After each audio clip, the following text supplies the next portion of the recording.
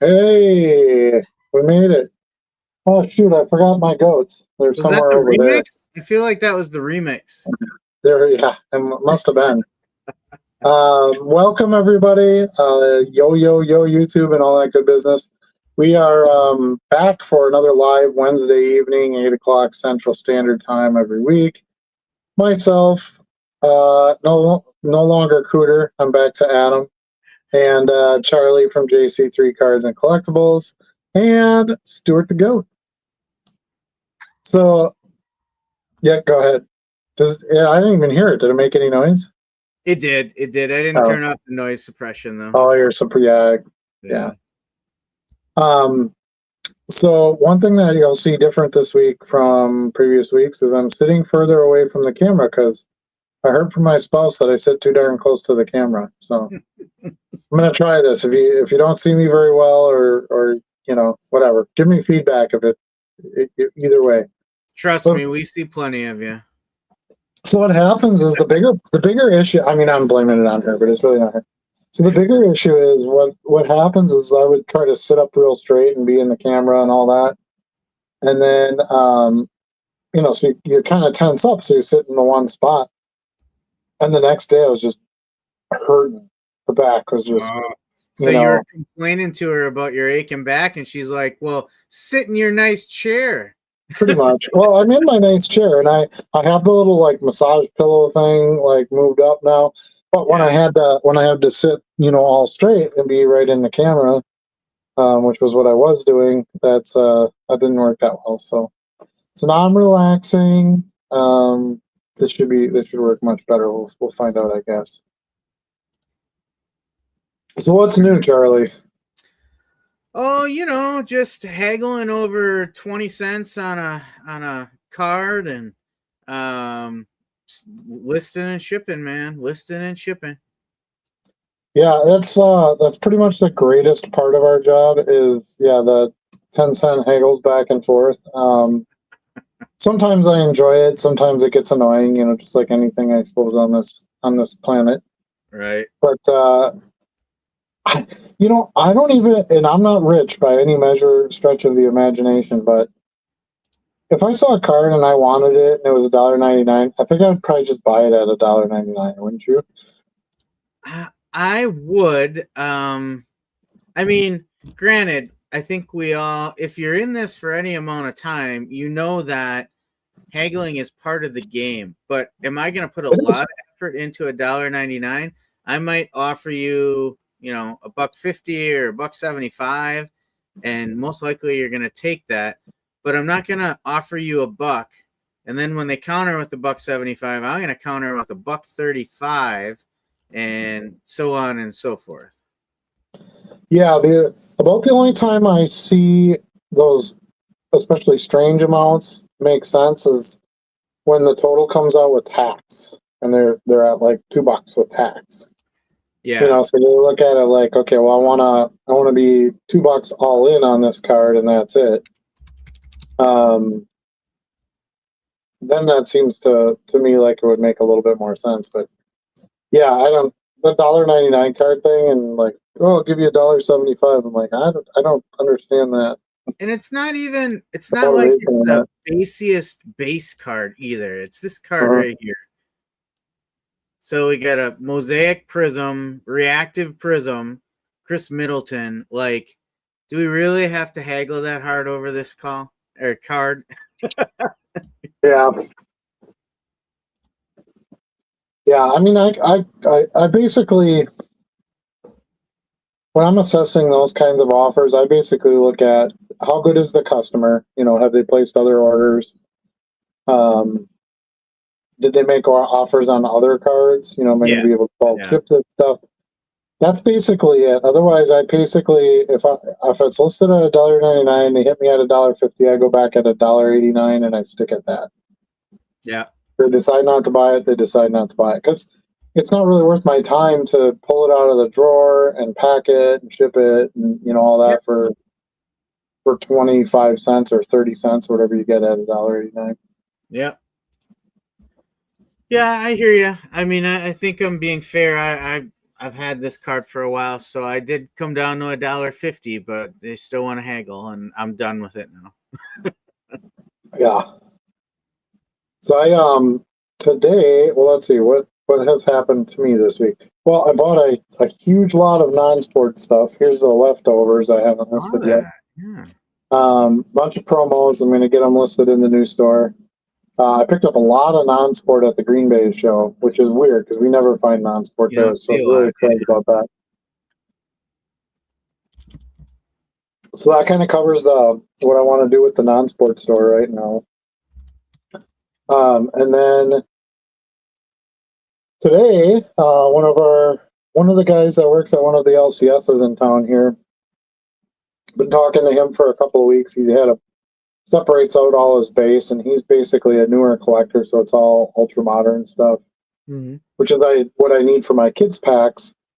And so we worked out a good deal. I picked up 6 5-row boxes from him, so a good amount there. That's what like 30,000 cards, something like that. A little short of that, sure, but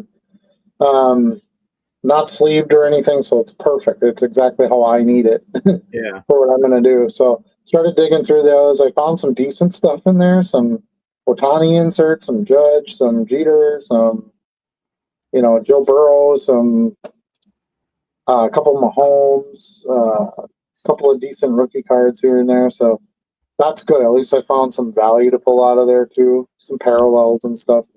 And then I'm going to see if Ethan, I think, can come over this weekend, and him and I are going to pound them out and just bag bags, because the kids pack buyer that I have, he'll be set up at the draft, and those packs will go fast. Oh, I suppose, yeah.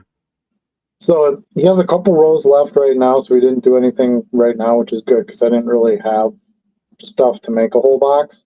Mm-hmm.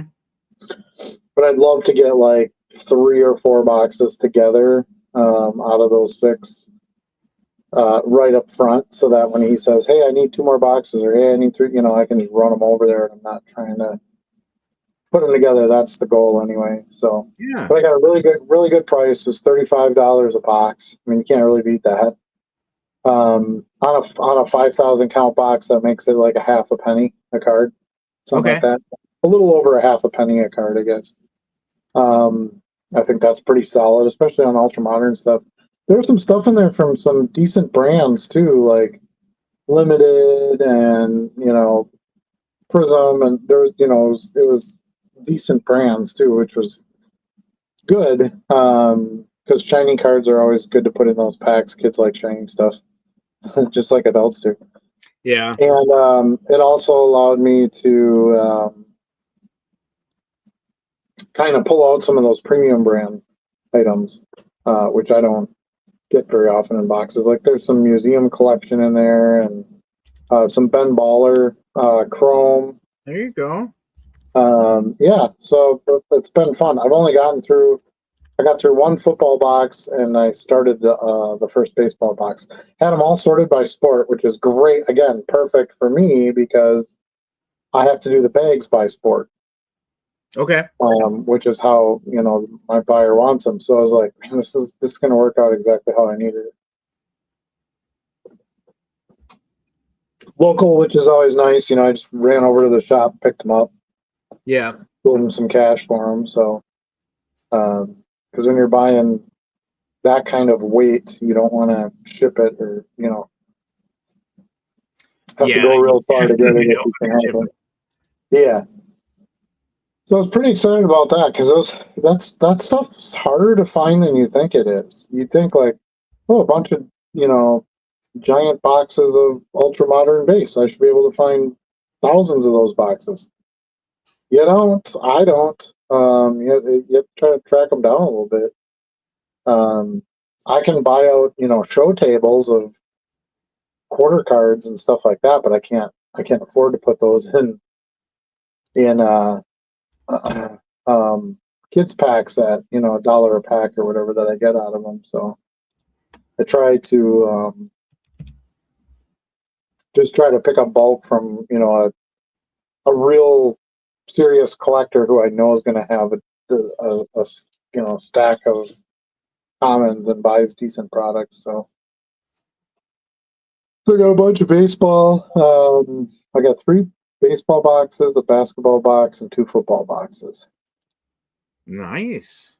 That's So a should have pretty plenty good there. buy. Yeah, I thought so.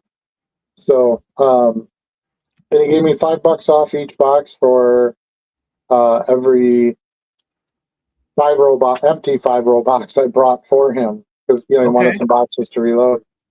So I ended up going over to the shop because I didn't have any of the empty boxes. I hadn't picked them up yet, so I went over there, picked up whatever empty boxes I could, and then ran them over there. So I saved myself a few bucks that way too, doing that. Because I just keep trading boxes around. I never have to buy boxes Yeah. because I buy enough like collections, and then once I list the cards, you end up with basically an empty box, that you can either reuse or dump or whatever. So that's kind of how I've been doing it, and yeah, so good, good on that. I did pick up some since I was at the mall, and I never go to the mall. I did pick up a few more, the last of their Sonic Cybercell packs. All right. I'm addicted to those. Um, well, you're pretty much. I've opened enough of these now that I kind of know what the collation is. You're pretty much guaranteed 2 commons. There's 3 cards in a pack, by the way. We're pretty much guaranteed 2 commons and then either a rare, super rare, ultra rare, or hyper rare. And of course, most of the time we get a rare, like this pack here. But I get like $10-$12 for the rares. The super rares go for, upwards of $20, and the packs are $5.99. Yeah. So, in the base, you get 3, 4, or $5 for a piece. And I have people that are, regulars that come back when I list them that they buy them. So, and again, it's good stuff for the non-sports store, which I'm still really trying to build up. Sounds like you're off to a really nice start there too. Yeah, I'm at about. Let me see. I can check because that's a different device that's on. Because my phone's tied up. I'm using my phone to film this. Okay. But I can check that one. Let me see how many listings I'm at. 3,465. And I had 6 orders today. I'm averaging between 5 to 10 orders a day right now, which I think is pretty good considering the size.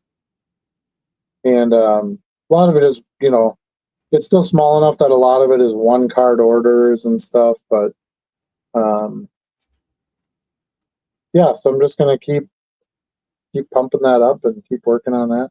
And it's kind of nice because if I have my sports store pretty full, like I don't really have much room to do any listings because I've listed it back to full again. I can always go back to the non-sport then and just work on that. Sure. You know what I mean? Like you're never so. And then when I pull, like I had to from this weekend, pull a 288 card order.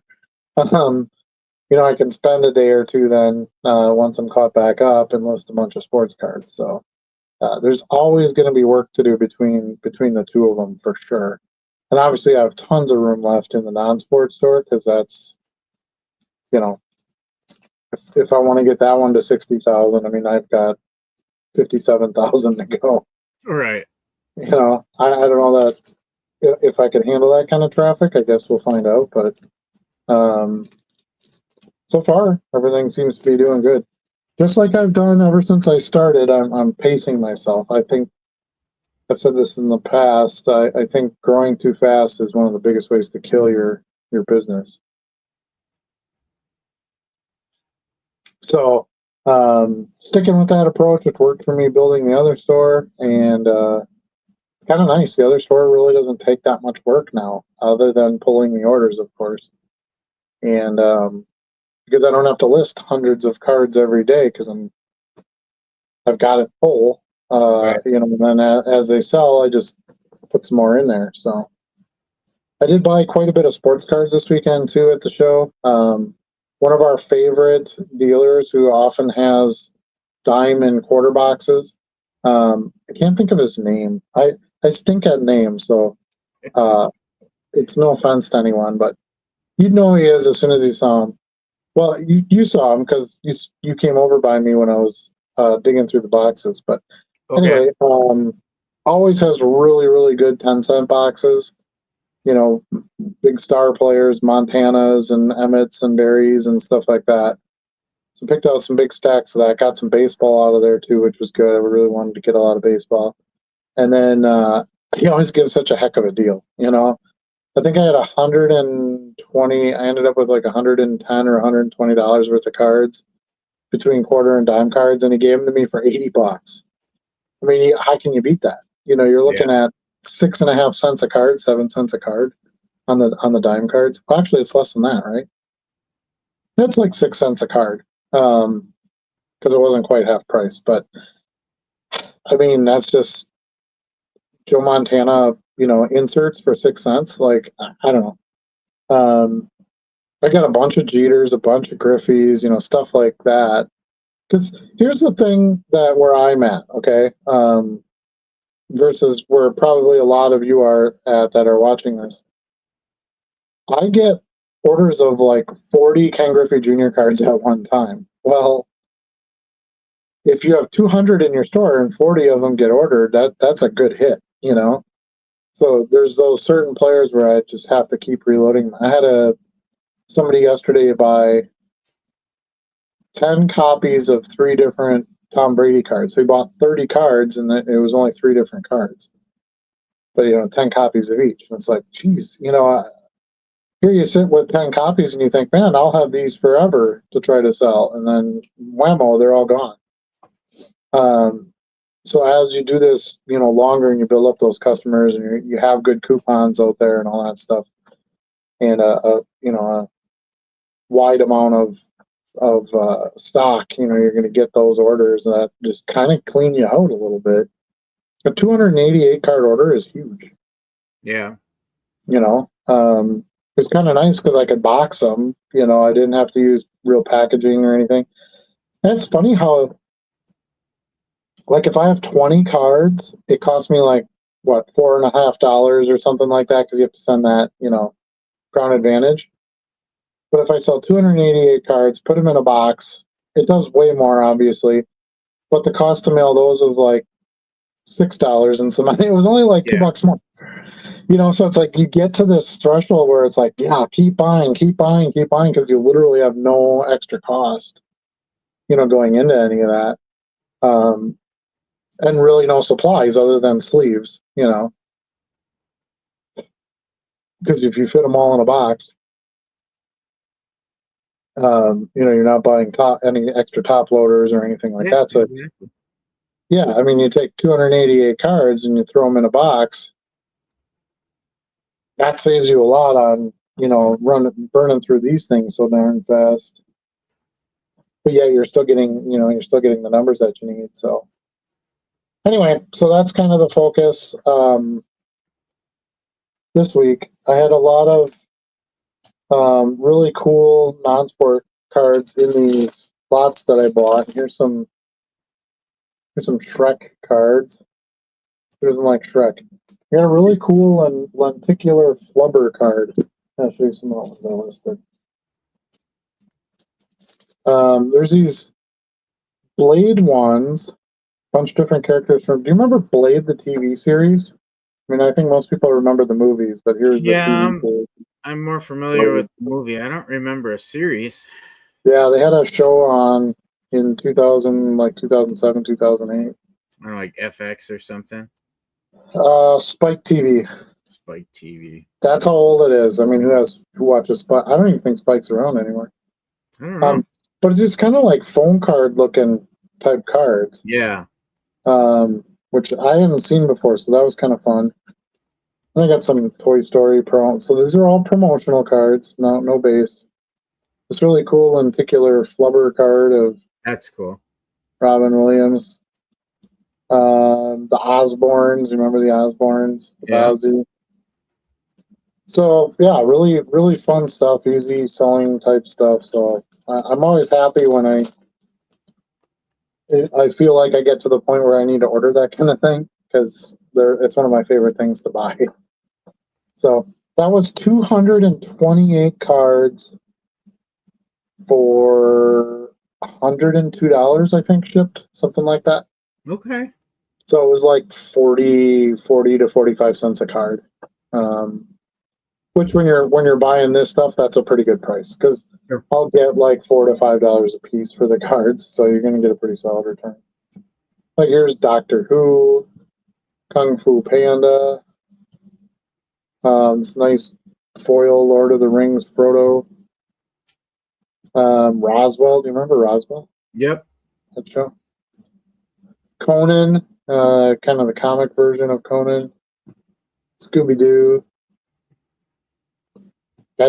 I love this stuff. These are fine because these are like the movie ones for Scooby Doo. But check this one out. Like old school, right? You know, with the haunted mansion in the background, and you got the old style drawing of Scooby and what's her name? Daphne, I think is her name. Yeah, Daphne. Then you got the ad for the card set coming out on the back. Yep. Just love this stuff. Good stuff. So that's what I'm focusing on right now. We don't have a show this weekend, so I'm going to try to see if I can, like I said, get Ethan here. If I can get him some pizza and beer to have him come over, and we'll just pack cards for a few hours. I think that could be fun. It would be nice to get that stuff, get ahead on that stuff a little bit. Yeah. Trying to think, what else did we have this weekend?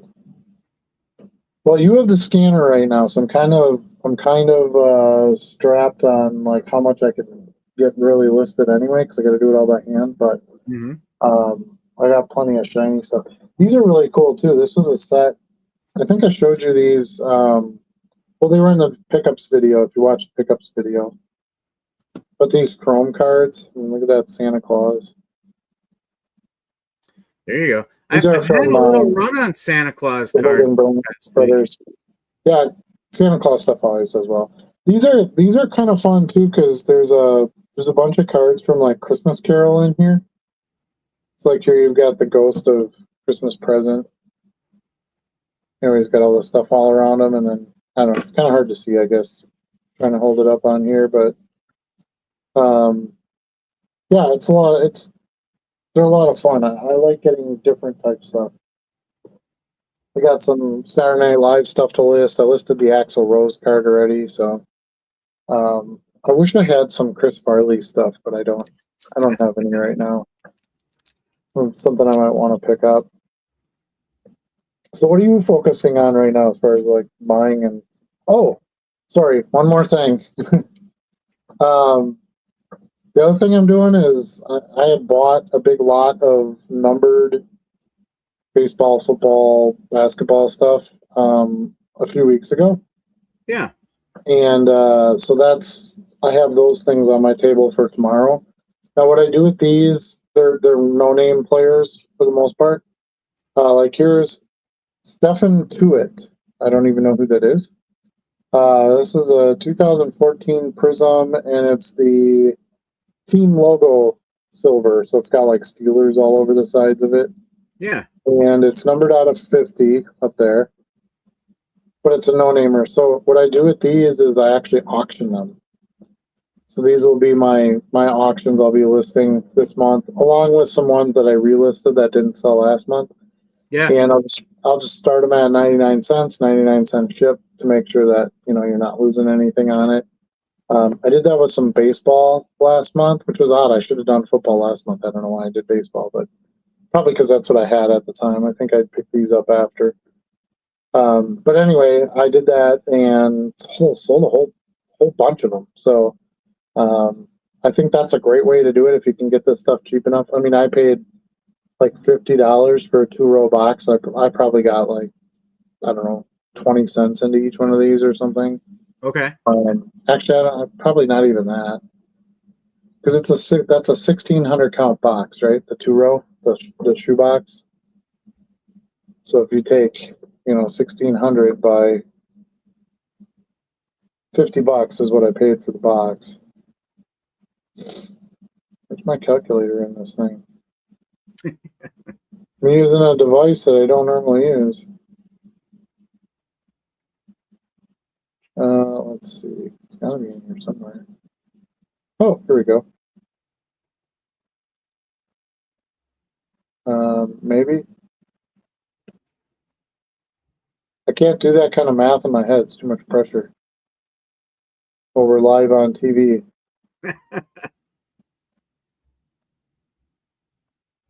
I guess I could just do it in my. You couldn't find the calculator on there? No. Let's see. So, pretty sure it's 1,600 because it's 800 a row. Because they're a little shorter than like the 5-row boxes. Right. Right by.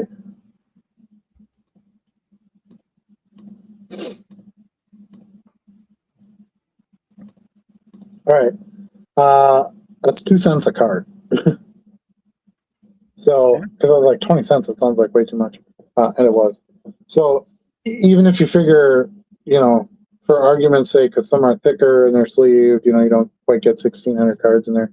Even if you figure a nickel a card, I mean, and they're all serial numbered. So, I shouldn't say all. A few of them aren't. Like, there's some red, white, and blues in here. Those are obviously not serial numbered. But some older stuff, like some 2017 Optic, and check this out. This is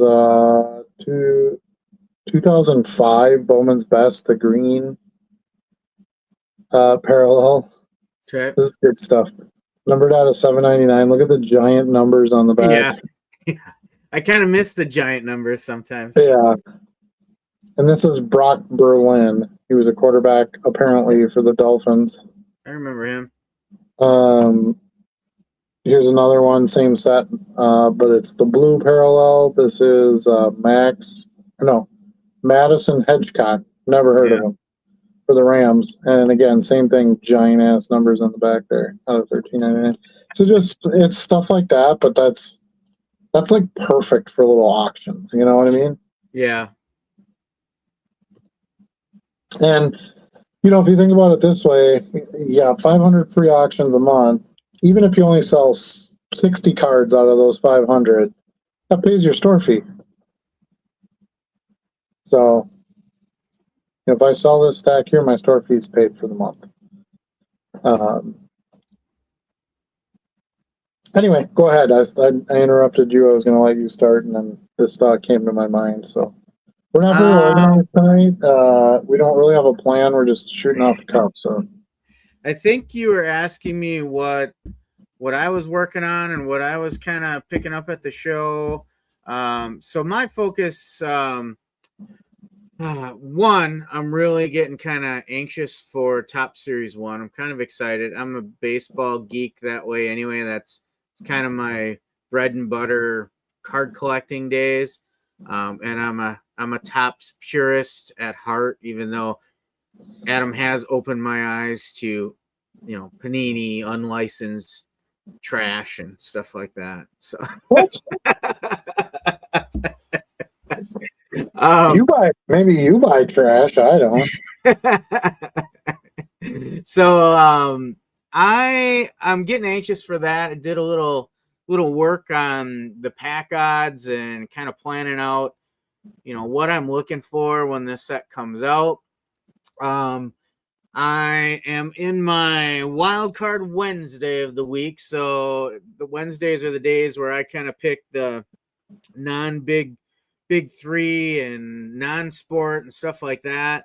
But today I decided to list wrestling. I've been listing more wrestling because I kind of finally came to the conclusion at year end when we talked about goals that wrestling cards are one of my big things. So I'm kind of just leaning into it more. I get a lot of wrestling. So I'm trying to list it more. Whereas previously I wasn't consistently listing it. I think I did a lot in the beginning when I opened up and started, but then I started diversifying in all this other stuff. So I've kind of come back around to say, hey, don't shy away from one of your cores, right? So spent most of the day listing that. At the show, I actually picked up some wrestling. Basically, my focus for the card show last weekend was I was fine if I go home without any buys, because I needed to really focus on a target for the show. I've got plenty of base cards out there of everybody I need for a while. I need to get more listing of that stuff done. So I focused my buy more on parallels, inserts, numbered cards, things like that. So I picked up, things like this Kevin Owens Chronicles National Treasures out of 99. This badass Billy Gunn Chronicles Spectra out of 199. Things like that are what I was targeting at the show. Braun Breaker rookies from Revolution. These are ones I just got done listing in a couple hours before the show, but Bianca Belair, Chronicles XR out of 199. Little Chris Statlander from AEW in the Pyro. You got the OTC star status insert for Roman Reigns. Some rookie cards. If I'm going to get base, it's more likely going to be rookies. So I got a Sol Ruka rookie card. Some of you might know her from NXT. I think she's probably got a future ahead of her from what I've seen. Alba Fire, the red parallel out of 249. And a little bit of an OG Dustin Rhodes out of 199. So this is the Dynamite parallel. Some of you may know him as Gold Dust, if you remember him. Little Roxanne Perez, some of the youth. She's kind of hot right now in NXT and was in the Royal Rumble. So the divas are always pretty good bets. Well, I'm sorry, we don't call them divas anymore, Adam. The women's division are pretty good bets. And I got some auto basketball. I got an Elton Brand auto. But that was really my target, getting nicer inserts, some spellbound stuff for like a Justin Herbert and things like that when I came across it. Just trying to stay out of the base a little bit. I know that won't last for too long, but it's nice to take a show once in a while where I don't feel pressure to buy volume, like a ton of volume. I know you feel that all the time with the volume of your sales. But even I've had a pretty good week and a half or so with some bigger days for me. I still have plenty listed where I didn't feel like, okay, I need to fill some more listings because it dropped down so far. It feels good sometimes to be able to really go into a show with a strategy and stick to it and get out of the dime box, quarter box for a while or something. Now I'll be back in there before you can say, I'll buy that for a dime, but it's nice to get away once in a while and get something better. And I think I was talking to you about this at the show. I like to get this stuff once in a while to put some flashier stuff in my store to draw some eyes and then hopefully build some multi-card orders when they throw a couple base in with it. And then one other fun buy that I got on the weekend, I got it late in the show, actually, just kind of stumbled across it and started talking and we ended up making a deal. And I know, Adam, you enjoyed looking through it too. Some MLB poker chips, player poker chips. And Adam's favorite are the magnetic chips that stick together. He really loves those. But I ended up buying, gosh, I don't know what's in there, maybe 300 of those poker chips. And then they threw in the case too, because he didn't have any bags. I'm like, well, if you're going to give me the case, I'll take it. Sure. So I can actually grab those for a minute if you want to comment. Sure. I've got some wrestling too, but I don't know anything about them. So it's on my table to list tomorrow. So maybe you guys can tell me if they're any good. What's that? I got this Elite Bray Wyatt. Bray Wyatt, you did good there. I've got this Speckly The Miz. Cleveland loves him. Maybe Dan will buy that. I got a Solo Sequoia. Sequoia. Sequoia. Oh. I got a pink Drew McIntyre. There you go. Let's see, Seth Rollins. I believe it's Seth freaking Rollins. Sure. And then I got a Cody Rhodes. Yep. American Nightmare. A bunch of elite stuff. And then a Jay Uso or Uso. All sparkly. I have more, but that's like what was right on my immediate stack. But yeah, you did good anyway, with some continue. wrestling buys. Yeah. And then these are those chips. If I could get it at an angle where you can kind of see it without me dumping it over, but these are all baseball image poker chips, and there's parallels, the magnetics. Supposedly there's some glow in the dark too. I haven't tested them yet, but like here's a red parallel. Who's this one? Gregory Polanco. So you got a red parallel, and then this one is, let me see. This is also the magnetic one. So if I take this one, put it next to it, it sticks right to it. But there's some stars in here, like Cal Ripken, Tony Gwynn. For the Brewer fans, here's a Ryan Braun. There's a Peter in there somewhere. Yeah, there's Clayton Kershaw blue. So a color match for the Dodgers, if you want to look at it that way. There you go. Some of the parallels, like here's a Joey Votto gold. Kind of hard to see in this, but if I flip it around, you can see the gold finish on the back. This is one of the glow in the darks. It's a little matte finish. This is an R.A. Dickey.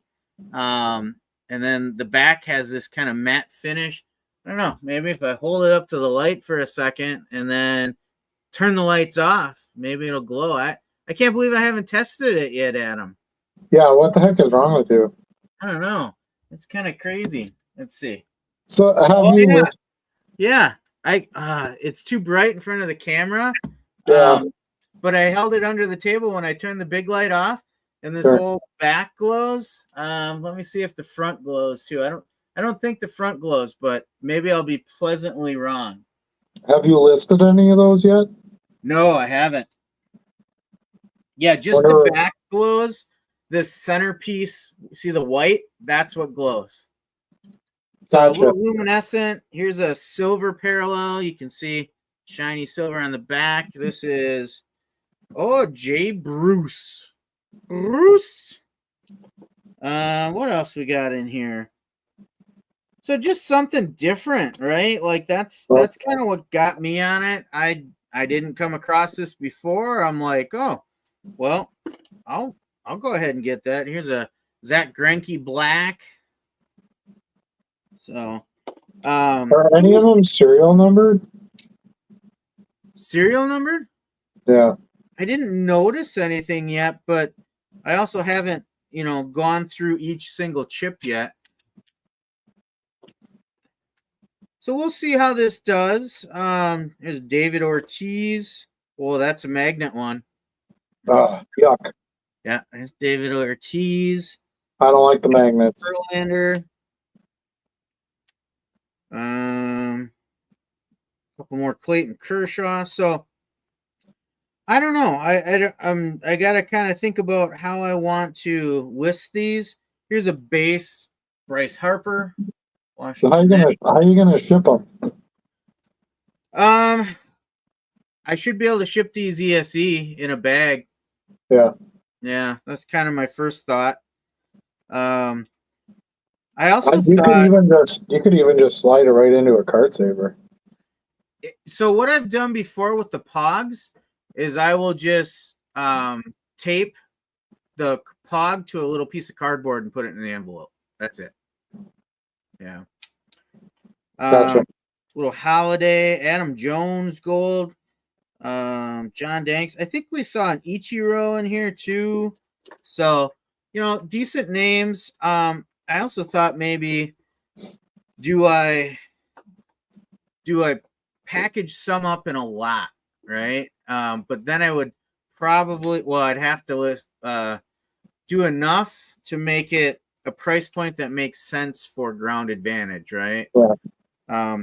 But if you took, you kind of like your kids packs, right? I take one star name and a bunch of others like this, and I could roll Yeah. them up in a bag and ship them out in a small box.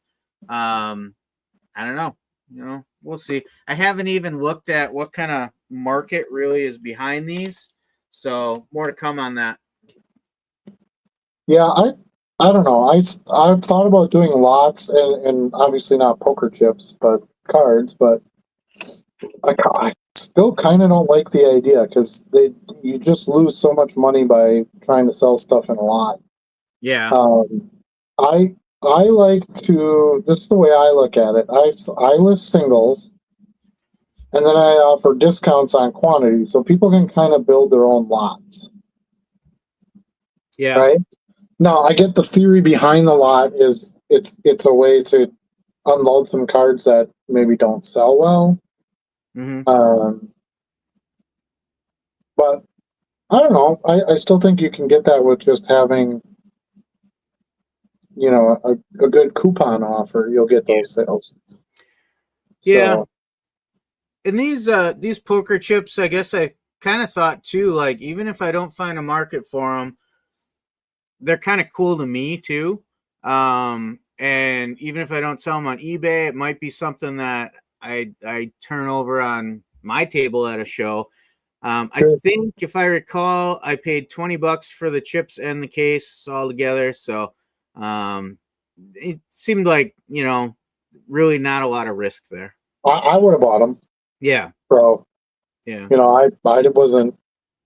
I wasn't disappointed in your purchase or anything. Yeah. I thought it was a good buy. And you're right. That's exactly what you have to do. You got to take a chance on some stuff. That's how you learn things. That's how you create, carve a niche out for what you're selling. I saw some pretty weird stuff, and I kind of do that on purpose because Yeah. you want to make yourself stand out a little bit. Yeah, the risk was low. Try something Yeah. new. Yeah, it's not a lot of capital tied up. So, if you sell 3 or 4 of those chips for $4 or $5 a piece, some of the better players or some of the more rare parallel versions or whatever. Yeah. You're at break even, and then you got all the rest of the chips to do with whatever you want. So Yep. it's a pretty easy one to put together. Absolutely. I would agree. Then I ended up hitting a little NASCAR box too. I actually was trying to recruit them to our show because I haven't seen anyone selling racing at our shows yet. So I got some F1 and some NASCAR on the day as well. Nice. Yeah. Some numbered stuff, Ray Wave parallels. I got one piece of memorabilia, a nice piece of tire, which I thought is a cool piece of memorabilia to put in a card. I like the creative memo cards, like, when it's not just a piece of pants or jersey. Yeah. When you get a piece of tire or a piece of bats or something like that, I just like the creativity, and I enjoy picking them up. And then usually I can find a buyer. They've been doing like race used tire cards for a super long time. Yeah. Which is kind of fun. And we actually made a buy at our table too. We very rarely have anybody come up with cards that are like, "Do you guys buy?" Because we just do, cheap boxes at the table, dime boxes, quarter boxes. But we had somebody who came up with a decent stack of, and I put it in my pickups video too. Put a decent stack of Topps Holiday, and we picked all those up. So I bought all the cards, and then Charlie bought the ornament, the box loader. The gingerbread house ornament. Yeah, the gingerbread house, Aaron Judge. So that was kind of fun. We actually bought some cards right at our table, which that doesn't come up very often. Truthfully, though, both my boys outsold both of us. Yeah, and I'm fine with that. We've talked about this in the past. I don't bring stuff to the show that's going to draw a lot of attention or make big money for the most part. I'll usually make a few farv deals on the side with some of my farv customers, but um, I I don't really. I'm more there as a buyer still, even though I'm set up, and got to pick up a piece of popcorn I dropped, and and just to like meet other people. We did a lot of talking about the goat show, and one of our vendors that sets up at the show that we really enjoy. He was there and um, brought us a little gift, which was super nice of him. It's Keith. I got his card right here. Keith from Santa Claus Card Collector. Keith. There you go. We were just talking about Santa cards. So that's pretty cool. It's just neat to meet some people, and I usually have a viewer or two come up each show that says, "Hey, I watch your videos." Not as much as I used to. I used to get that a lot more, but I haven't done a lot of videos where I'm on camera, so that probably, recognition probably goes away because of that. But yeah, and it just seems like I feel like we're getting like almost new crowds at some of the shows. I don't see the same regular people all the time like I used to. Yeah. So there might be a little bit of turnover in the hobby that way too. I was kind of concerned because it seemed like the show this was one of the slower KI shows, and I've been set up there for a long time, every show. But then I talked to some people who were at the Stevens Point show. So for those of you who don't live here, Stevens Point is like 40 minutes away from where we are, and they had a really good show on Saturday. It was really busy, and there was a lot of sales. So I think sometimes it's just what's happening. It's kind of unfortunate because the weather wasn't very cooperative the night before. We had kind of icy, like snowy rain type stuff. Usually our first, and I'm going to say first, we had one other, but we haven't had any snow in a while, so the ground is super dry. And usually when we get that first snow rainfall type thing that's going to actually stay, it turns to ice. Because there's nothing, it's just landing right on the hard ground, just sitting there, and then people drive over it, whatever. So anyway, my point is that, it wasn't that favorable for people that were driving in out of town and stuff like that. So I think that probably hurt the show attendance and dealer setup a little bit. But I always find stuff to buy there. Did again this time, so it was fun. I like that show. Yeah, actually, you're right. Quite a few people from the western part of the state did chat with me about how the weather was pretty bad for them to drive in that morning. Yeah. So I think that was the biggest thing. That show gets a pretty good attendance, but it's not everybody just from Green Bay. So I think, yeah, when it came to traveling in, I think a lot of people just didn't do it. And again, we're used to adverse weather here in the winter, but we haven't had a lot of practice with it this year.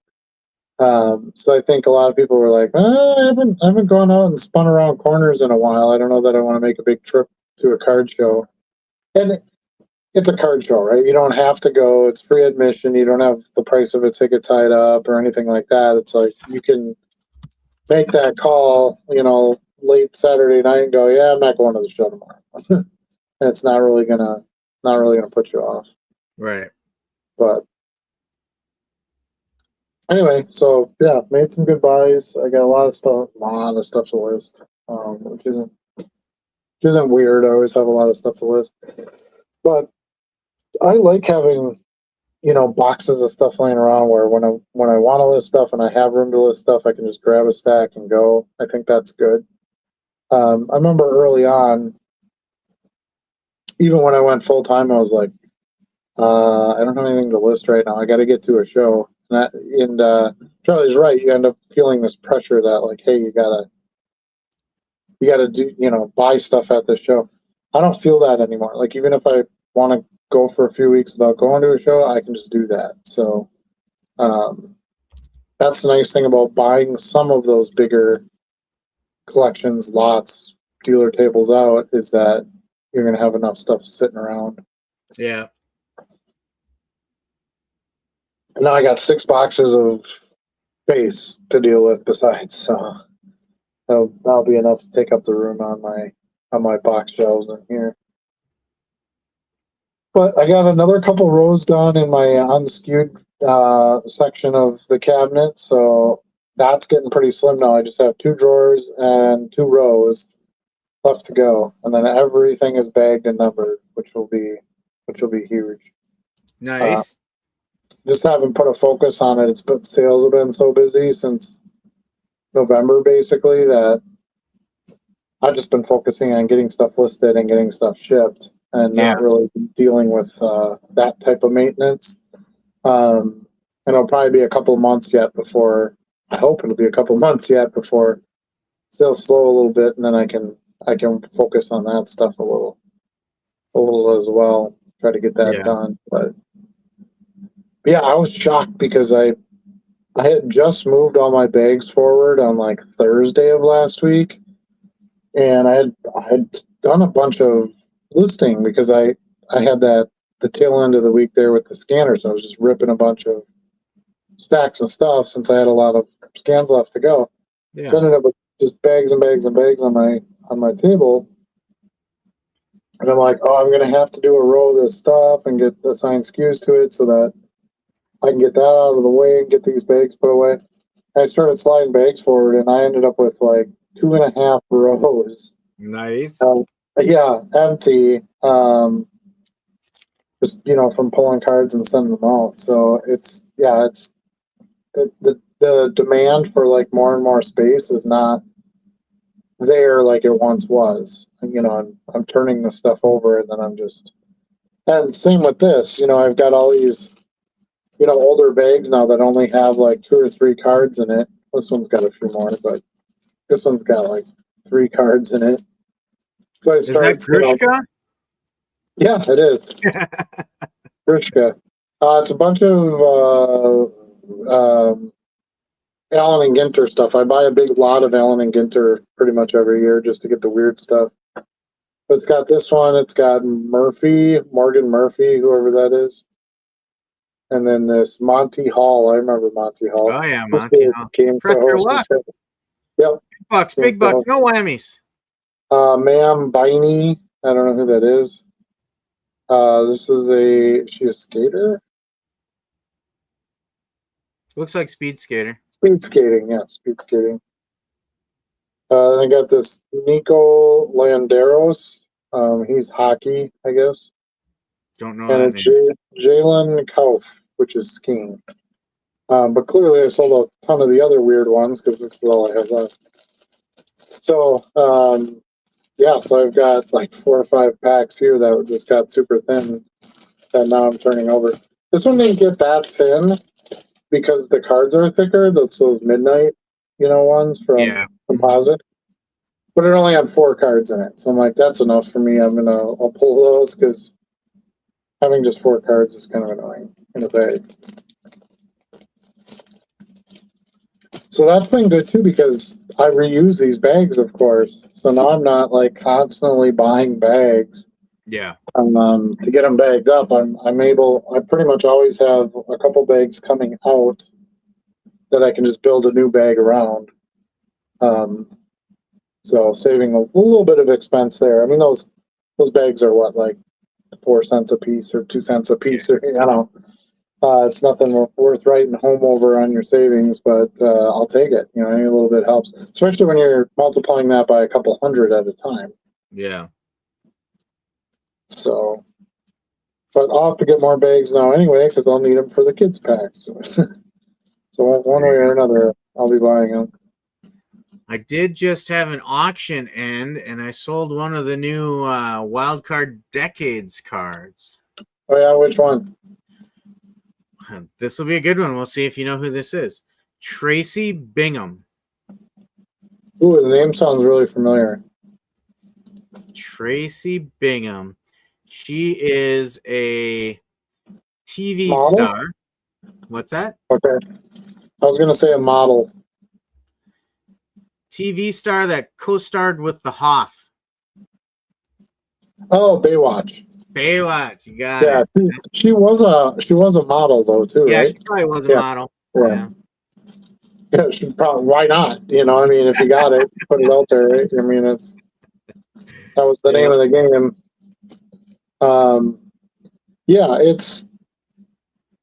Yeah, I love stuff like. Did you get a good price for it? Did it work out? For Tracy Bingham, I mean, I'm not going to complain. Yeah.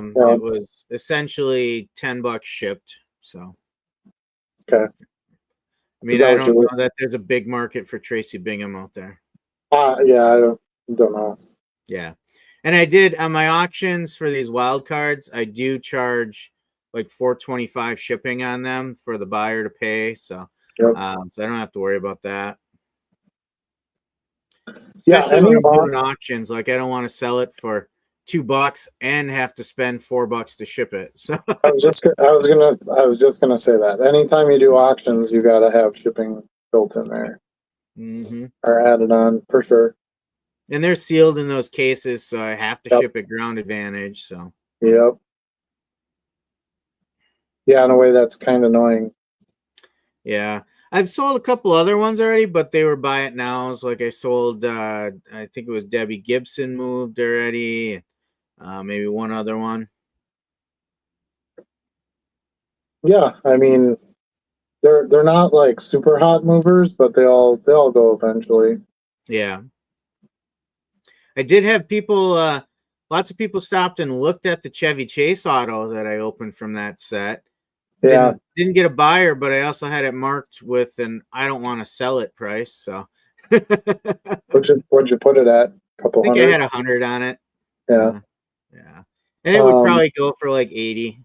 I don't know how much. Yeah, I don't know how much stuff he signs. There's There's a lot out plenty there. of stuff on eBay with his signature on it. Like it doesn't seem I would super think rare. so. Yeah, I Yeah. would think so. And he's obviously still alive and all that, so Yeah. those signatures keep adding up. But I really I like the always, card myself. I think it's pretty cool. I always thought one day Mickey Mantle's signature wouldn't be worth anything because that's literally how he made a living for like 20 years.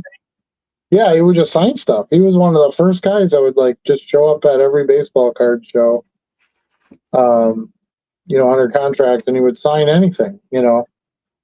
Uh, in fact, I think one of the first Chicago shows I went to when I was a kid. That's that Chevy Chase. Yeah, Yeah. it's a nice card. It is, yeah. Can't remember if it was the National or if it was just like a Chicago sports show or whatever, but Mickey Mantle was there, and it was $10 for his autograph. Oh, really? Yeah, can you imagine?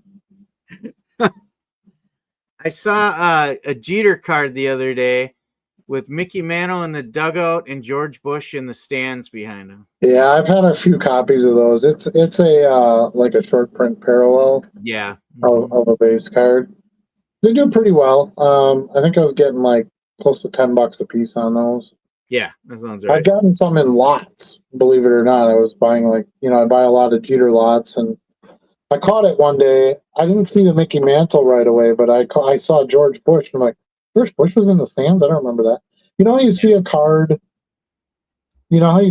like hundreds of times, because you're constantly flipping the same card, and then all of a sudden you look at one, and you're like, something's different about this. Yeah. That's kind of what it was, because it was just a top space card. It's a 2007 Topps image variation. Yeah, it's sideways. Yep. And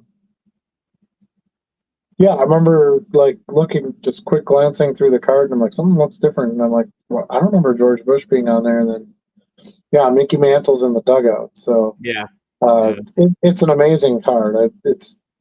If you're any kind of Jeter or Yankee fan, it's something that you should probably. Yeah, I just came across it because it's one of those sets that somebody had approached me about in a collection that they're looking to move, and I was looking to see what cards of interest were in that set, and that one came up. Yeah. It's kind of like there's I think it's 2008 tops or 2006 tops. There's a Brett Favre card where there's a ghost image of Vince Lombardi in the background. Yeah. Those are a little bit hotter. Those go for like close to $200. But such a great idea. I like the kind of little Easter egg type stuff. That's good. Yeah. All right, Well, we should probably get to the chat. Yeah, I was just gonna say Yeah, that we're we're like an an hour in hour already. in. I saw it flip to an hour, and I was like, "Oops, we're a little longer than we normally are." All right, we got Mr. Boom Slang in the Yo. house. It says "yo," and I say "yo, yo, yo" back. Joe is here. He's got a few goats for us, so Are welcome, you Joe. feeling a little goaty, Joe? Is that Little, what's going on? You're goaty today? someone's got his goat. Let's see. We've got Dan is here. He says, "What's up?" True. True. Sitting here watching the game and having a bud. Wiser. Having a bud. Penny Kelly Collectibles, good evening. Good evening to you as well. Haggling, I've already had my share. Yeah, and you're new at it, so just wait. It ramps up the more you have. Yeah. I feel like it's one of those things where when I first started, I paid a lot of attention to it, and now it's just like, oh, this guy's going to offer $1.50. I mean, you know what I mean? Part of the business. Yeah, you just reply and you either take it or you reply or you see what other offers are out there. Yeah, it's just an hour by hour type of thing you get through. I am Sports Cars Series says, hey guys, welcome to the show.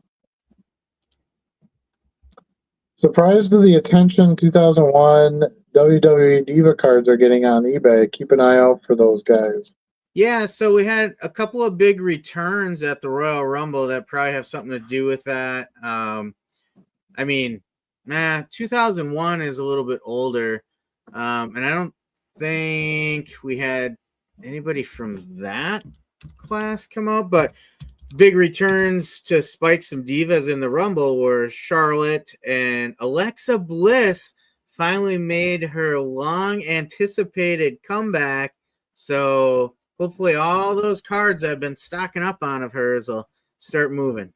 Yeah, that's one of the names I actually know, and I buy her stuff all the time too. So yeah, it'll be nice to see some of those move. I got a bunch of wrestling in one of my because I picked up a bunch at the National, and I got a bunch in one of the boxes back here. Yeah. Of my to be listed stuff that I hadn't gotten to yet, but I had that little stack. So 2001, we're talking names like Deborah and Lita, Terry Runnels. Good, I got some Lita cards to list. Trish Stratus was in the Rumble. She was active in 2001. She was probably the top of the heap in 2001. Yeah. But geez, Lita was right there with her. God, she's got to be up there in age a little bit now. She's over 50. Yeah. She works with their development brand NXT, and she trains people. When they do their like Tough Enough shows, she's usually one of the coaches on that too. But it seems like once a year she comes back and wrestles the last couple years, and still gets a big pop from the crowd. Yeah, well, just to try to keep her name on the list, I'm sure. You know, it's yeah. Lita was a big name too, though. And I just sold a nice, like a beautiful silver refractor the other day of Lita. Just rainbows everywhere on it. And what always strikes me about Lita is she was the first female wrestler in the mainstream to start doing all the men's moves. yes, correct. And she was a valet, and I asked this in my latest pickup video. I can't remember the name of the wrestler she started out as a valet for. It was a Mexican wrestler in the States, and she would be his valet. And after he would win the match, she would jump in the ring and do like a Hurricane Rana or a Swanton Bomb on whoever he just beat. And people were like, oh my gosh, did you just see what that female wrestler just did? Yeah. I remember her with the Hardy Boys. Yeah, that's who she had the most fame with, because the wrestler she came in with, she actually eclipsed him with the stuff she was doing at the end of the matches. Yeah. So nobody really remembers his name.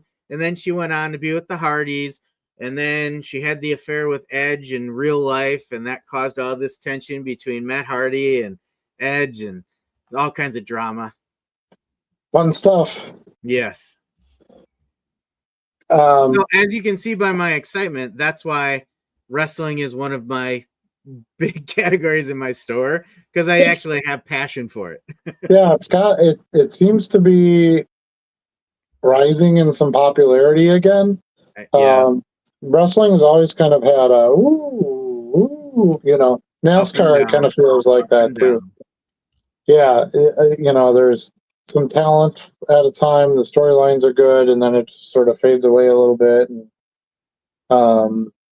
they're basically actors, so a lot of them will move on to other careers, outside of wrestling. I got the name of the wrestler she came in with. S.A. Rios. Who remembers S.A. Rios now? No. Nope. Not at all. All right. I have an idea for you guys. Have a live rip party when you guys open your Series 1 next week. Yeah, that was going to be the plan. We kind of decided not to do the hobbies and the jumbos because it's not the autos that you're chasing and that stuff are just, your odds are not good at all that you're going to get anybody that's going to matter or going to get you any money. So, you know what? Sticking with some retail products. If we can't find the retail on day one, I would still consider a couple regular hobby boxes. Yeah, that's fine. I would too. Yeah. I just really want stuff I can list right away. That's the bigger key. First day listings. Yeah. So, as long as I can get some stuff and we can kind of rip through it, I can come to your house if you want and we can do it there. Because then we have the scanner. Yeah.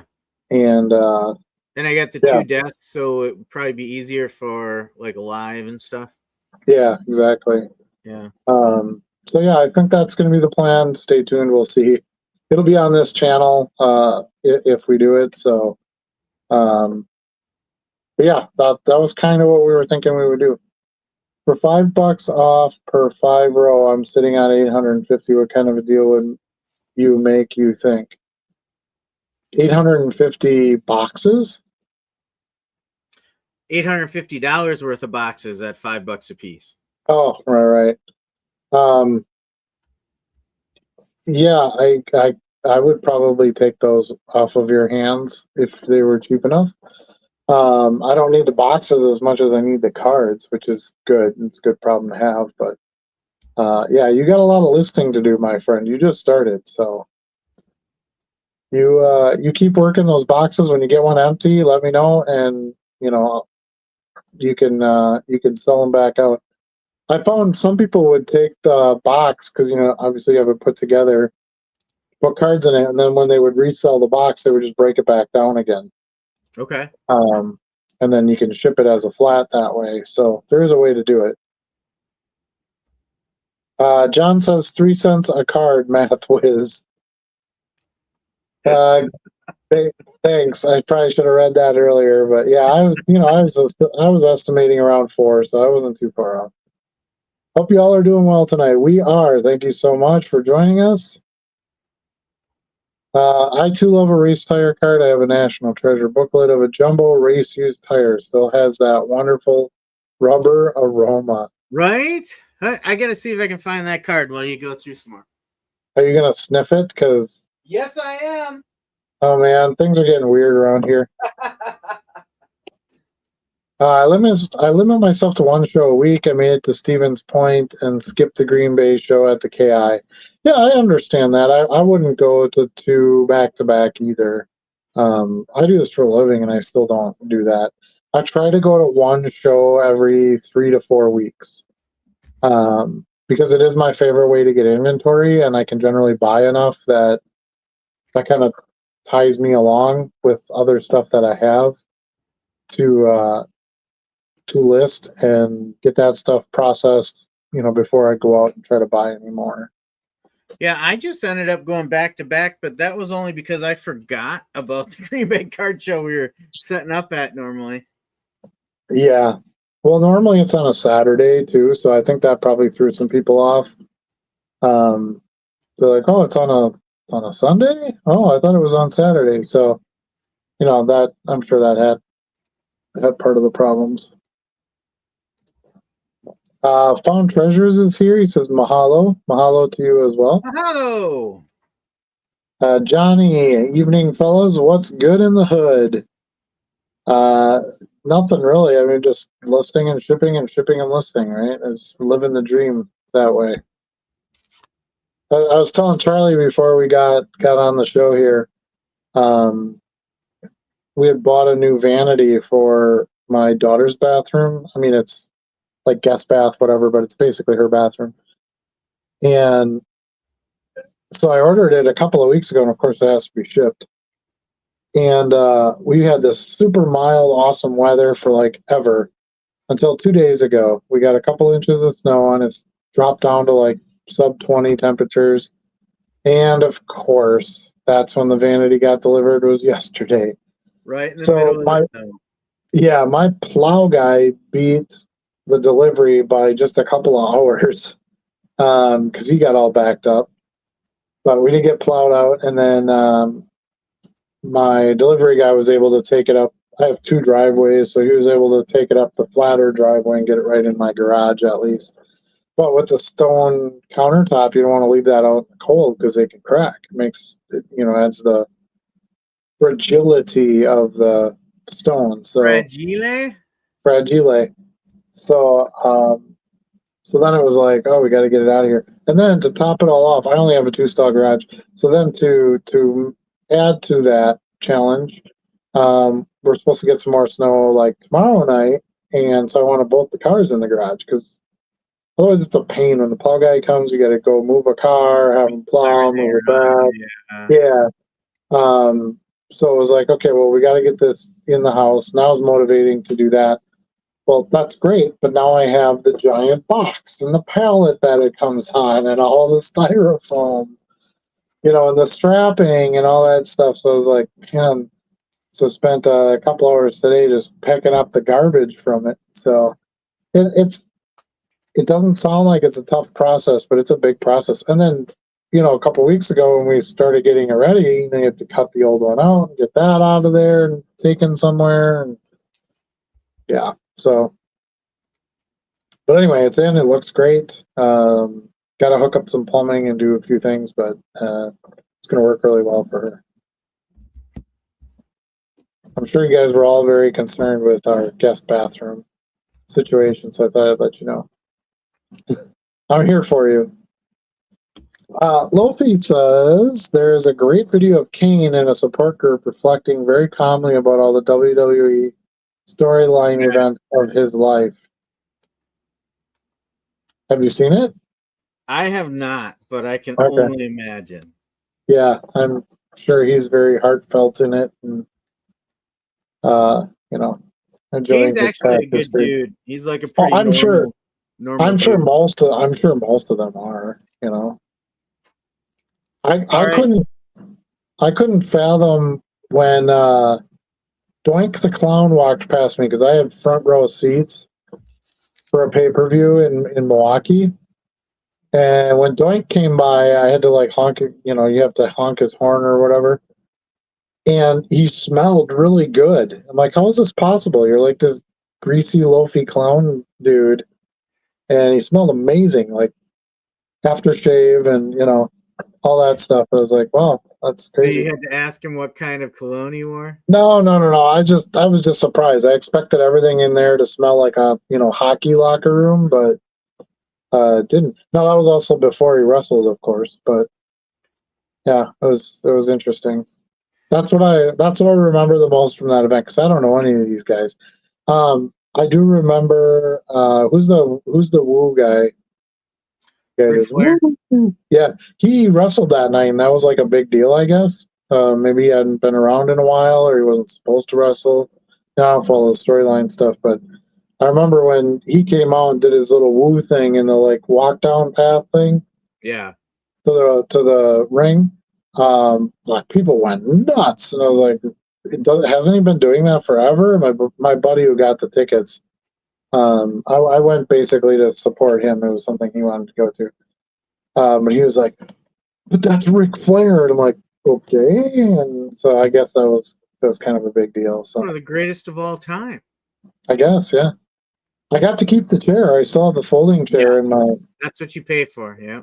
Yeah, pretty much. It was, and then we had the parking is really bad there. This was at the Bradley Center, the old Bradley Center. I think it's something else now, but so I had to walk like 3 blocks carrying this stupid chair back to my car. Like this is terrible.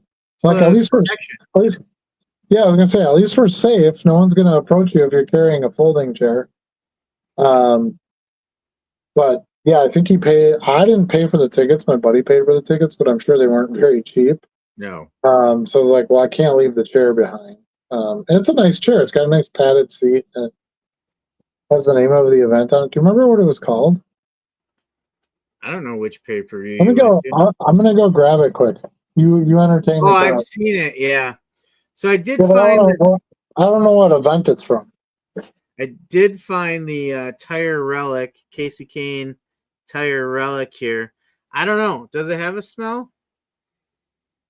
It smells like rubber. That is real rubber in there. That absolutely smells like I just pumped air in my kid's bicycle tire or something. I have never checked that out before. That is a weird thing that Joe just got me to do tonight. But those, I like stuff like that. It's a little weird. While I was digging that out, I grabbed a couple other things. Taboo Tuesday, and there's some kind of belt. Remember that one?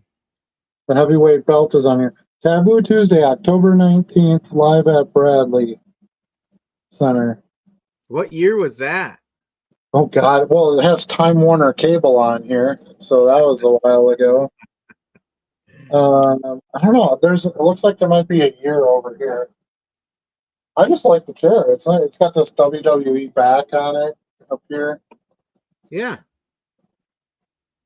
Let me see if I can read that year on this. 2004. Okay, that sounds about right. So they don't have Taboo Tuesday anymore. So I was talking, I picked up some autos and stuff like that at this show. I actually got a few nice autos. There's a nice Jan Stenerud, nice silver badge there with a good clean signature. A Sean Reed Foley, nice signature there as well. It's a sticker signature, but I like it when it's a nice clean signature and you can actually read it. Nice Mark Rippon. All of these basically for $1 or $2 a piece by the time I bundled things up.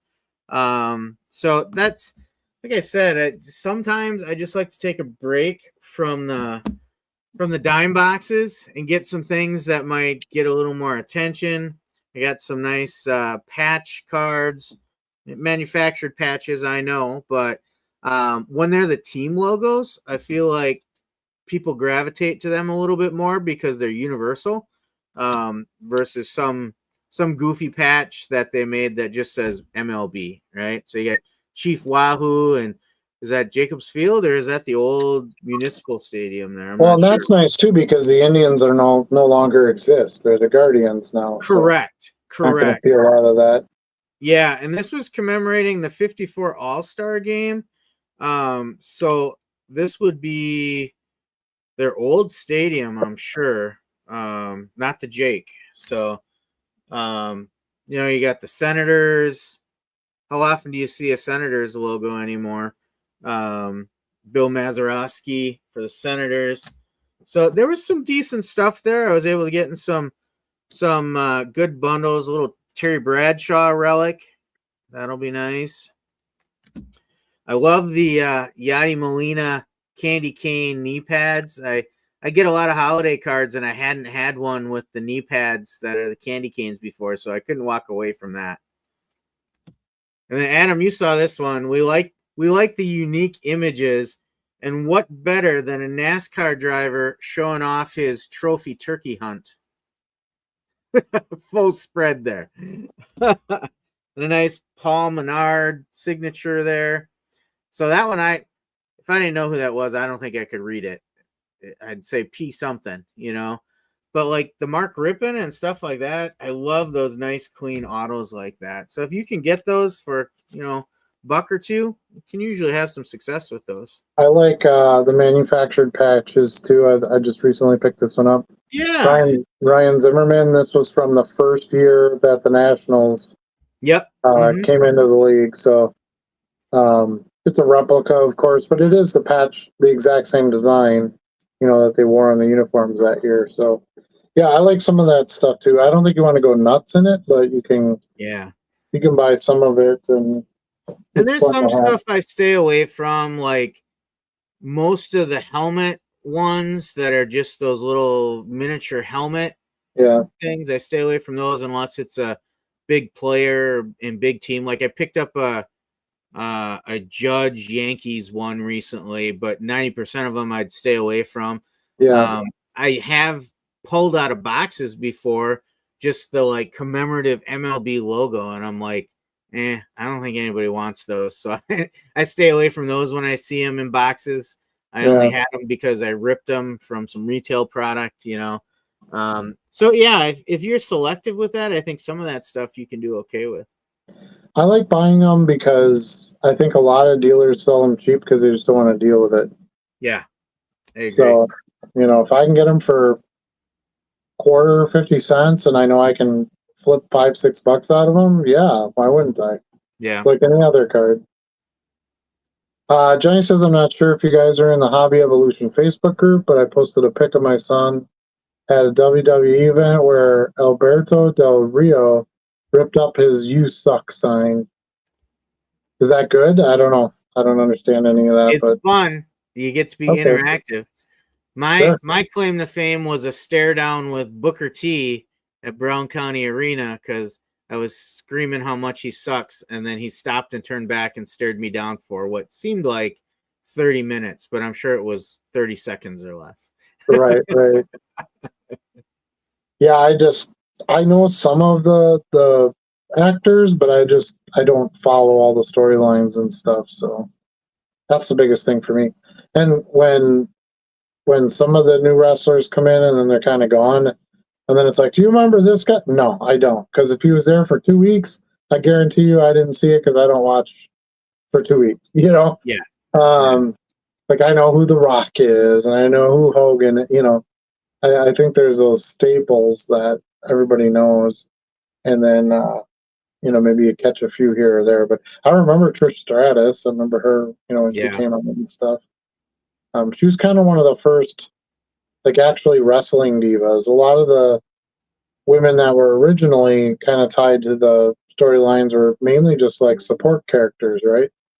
Yeah. You know, to male wrestlers. So it was kind of. I always thought it was kind of cool that she came out and was kind of a badass, and she would do her own. You know, she wasn't like a fantastic wrestler or anything. You know, not like Lita. Lita was pretty amazing. Yeah. But still, it was like Trisha was really good at like playing the characters and doing all that stuff. She was, yeah. Yeah, so I always enjoyed her. Average Dave is here. I haven't seen you in a bit. Welcome back. Taboo Tuesday, 2004 Maine was the Orton versus Flair in a steel cage. Yeah, that sounds right. Yeah, Orton was Ray Orton. Was it Ray Orton? Is that Randy name? Orton. Randy Orton. Yeah, so I wonder if that was after Evolution fell apart when because they were in a stable together for a while. Orton and Flair and Triple H and another wrestler's son. Who the heck was it? I can see him. Ted DiBiase's son. They were all in a stable together called Evolution, and then they split and broke up. Sounds exactly like the Bloodline storyline today. Yeah, I have no clue. I was there. The only people I remember seeing Chris Benoit. He wrestled. The main reason I remember that was because they did a lot of the wrestling outside the ring right in front of us. So it's Yeah. kind of fun. You get to hear like, they do their, they kind of make like the sound with their mouth when they're getting hit.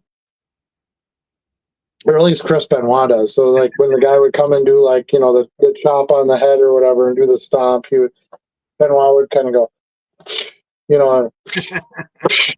and like this little like spitting sound and stuff, and that was kind of interesting. I remember Doink the Clown, like I said, and Mick Foley was there with his sock puppet thing. Nice. Mick's always Yeah. been one of my favorites. So, and then I kind of remember Randy Orton. I remember people talking about him, but I can't picture him in my head. But I definitely remember Ric Flair coming down and doing the woo, and then people freaked out over that. So, Oh yeah, it was fun. I had a good time at it. I wouldn't have paid what he paid for tickets, but if yeah. it's your thing, I don't know if I would ever buy front row seats. I don't know that I want to invest that much. But we go to a show every now and then. But we usually stay up in the upper decks. yeah. Yeah, I thought it was like 700 or something a ticket at that Back time. then, probably That was 20 years ago. it's But like it's got to be what? 1,500 now. Yeah, that makes sense. Boomslang's asking us to put a link in the chat for Discord. Charlie can take care of that. Let's see what I can do. Charlie's our tech guy. You get the credit for all the tech repairs, so you get the job. That's how that works. Multiple. Now that I'm in Discord, Dan's posted his tire relic card for me to look at. Well, there you go. There you go. Right, so I think we're caught up in the chat. Yeah, somebody did bring it up a little bit ago, but yeah, Top Series 1 comes out next week. No, the 12th, right? 12th, so a week next basically. Wednesday. Next Wednesday. So yeah, we're planning to participate in some of that, assuming we can get a hold of some product. You know what I think my plan's going to be for that? I'm going to go to Target, Walmart, whatever, and if I can get stuff, I'm going to buy that, and that's what I'll rip. And if I can't, I'll go to the hobby shop and buy a box. That's I think that's what I'm going to do. What I thought. I figured I'll go to the Walmart and the Target on my side of town, and you'll go to the ones on your side of town. And if we can't find them, we'll meet at Green Bay City Cards. Yeah. So I think that's a solid plan, and that way we for sure would get something at least. Yeah. Does Green Bay City Cards ever get retail? Would they have like blasters and they have blasters? Yeah. Mm-hmm. So I mean, we might even be able to just get the retail there. I'm just not sure that Topps releases the retail on the same date, because I've been looking at like Steel City, and I was on Dick's Sporting Goods last night, and all their retail products aren't showing available until later in the month.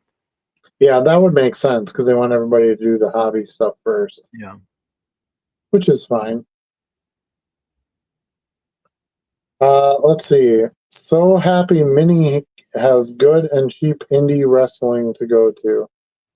Yes, it's called the AWA. AWA? Is that like a different wrestling group or what? No. That's a little sarcasm. AWA is where Hogan got his start. Vern Gagne's promotion back before the WWE bought up all the territories. It was pretty big time. Like when we were kids, if you were watching wrestling on TV prior to Hogan being in the WWE, you were watching AWA in this area. Sounds good. You don't remember all those guys in the AWA? Like Baron Von Raschke? No. Oh my gosh. No, I didn't watch any of that stuff. I played outside. You played outside. That's right. You were playing football. Pretty much. 24 hours a day. Keith is here. He says, "What's up, fellas? How you doing tonight?" Charlie kindly posted the Discord link, so if you want to go ahead and copy paste that into your browser. We do have a free Discord server. It's pretty active. We got a number of good channels on there. Participate in. It's free, of course. So go ahead and check that out. Also, and that's scrolling along the bottom of our screen too. Also is the link to my Patreon. If you want to support the channel, you can go there. Please give this video a like if you're enjoying it. And for those of you watching it recorded, please consider subscribing and ringing the bell to be notified of future videos so that you never miss a live when it's actually live. It's every Wednesday, 8 o'clock Central Standard Time. So there, I got my plug out of the way. Oh boy, here we go. How do you handle a buyer who comes back and says, I did not receive the card, and it's one you sent by untracked letter envelope? You have to refund them. If you did not, I don't know why you did untracked letter envelope. But yeah, if you can't track it, you don't know that it wasn't delivered. So the customer is assumed to be telling the truth. And if they pursue it with eBay, eBay is going to rule in their favor anyway, so you might as well just refund them. And that's how that works. So use tracking. You can get eBay standard envelope for the same, actually it's less than a price of a stamp because it's a commercial rate. So use that and you'll get tracking, and then you can prove if it got delivered or not. Let's see, there's a guy on eBay selling in-hand fat packs for tops already. Yeah, some people have some. Yeah, I'm not sure how they get them, but I've seen a few things early. I watched somebody ripping some type of product already on YouTube. I know some of the bigger channels will get like something to rip ahead of time. I've seen that with lots of different products, but yeah, just somebody with like random packs, that's kind of weird. But Keith says he's got a jumbo box heading his way. Boom Slang's in the Discord. There we go. Got that figured out.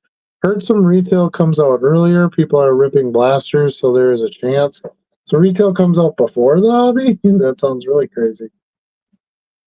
2025 tops. Yeah, and I haven't been to any stores or anything, so I did stop at Green Bay Sports today to pick up those boxes that I didn't see anything there.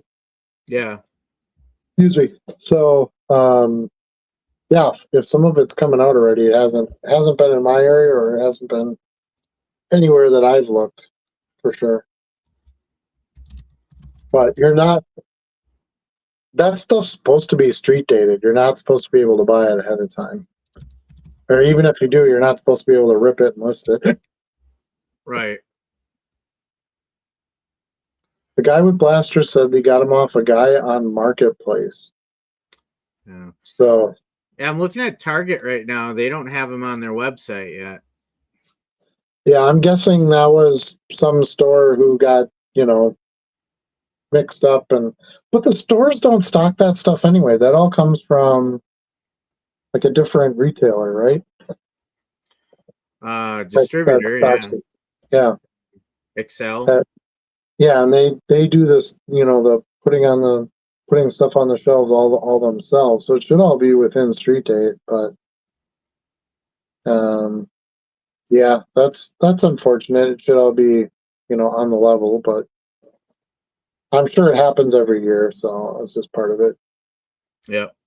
Some shops might have got their stuff a little earlier, and then they, start selling it and whatnot. No, we're not talking about whatnot. Actually, we are, because I'm sure it's on whatnot. But that's okay. It'll still be fun, and there obviously isn't much listed on there yet, so we could still be somewhat first to market. Yeah, like I see people doing pre-sales on eBay right now, like pick your player and stuff like that, but I don't know that they actually can ship them out yet. I don't know, maybe. You'd go to the sold or something. Is there anybody who's listed like actual photos of the card? So here you go. this is one retailer, and if you look at the shipping, estimated, this is a shipper out of Staten Island, New York, estimated between Thursday, March 13th and Monday, March 31st. Right. This item has an extended handling time and a delivery estimate greater than 29 days. So what they're saying is you're better off going to your own shops and taking care of it in person. Yeah, if there isn't like actual singles listed on there where somebody took a picture of an actual card, then I'm not going to be too concerned about it because, Yeah. you know, they're not actually getting ripped. Pre-sales and digitals. Yeah. All right, let's see. Keith says he also wants some Chrome WWE. Yeah, those are nice. Me too, Keith. I saw pics of Megas and Blasters showing up at Walmart. Yeah, I'm sure that'll be out pretty soon. Anything's better than Panini products, so that's a sign up for that. Panini. Panini. So that's about it. I don't have anything in like sports card news or anything big to share that way. Kind of a slow week, I guess.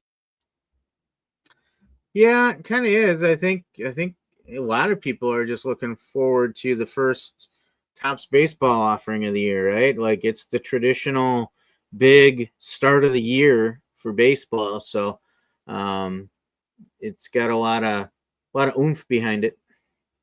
And we're 1 year closer to Topps football products, licensed football products. Yeah. So I gotta like that too. NBA can start putting them out this year, so oh no. Yeah. NBA is first and then football is second, I believe. Okay. Because football had 2 years left and basketball had 1 year left when they signed. But yeah, it's I'm looking forward to that a lot. Like Topps finest football. Oh, magnifique. Pristine, which was one of my favorite sets of all time. It's totally underrated. Sparkle Sports says, how are you at football sales now? Do you think it will cool next week as the season finishes this weekend? Football sales have been pretty good. I can already see some kind of switch to some baseball sales. Last year, no. It did not really, football didn't really slow until like the end of March-ish. And then it started slowing quite a bit. And that's kind of right when baseball's starting, like regular season. So you have some time yet to still get some sales with football for sure. But yeah, if you're selling, if you sell football and you're not getting sales, then you're probably not doing something right, because football is definitely selling. You know what's really funny, Charlie? I was going to tell you this earlier and I forgot. And I'll tell all of you too, since we're all together here. But I get these bigger orders, and it's usually by player or by team or whatever.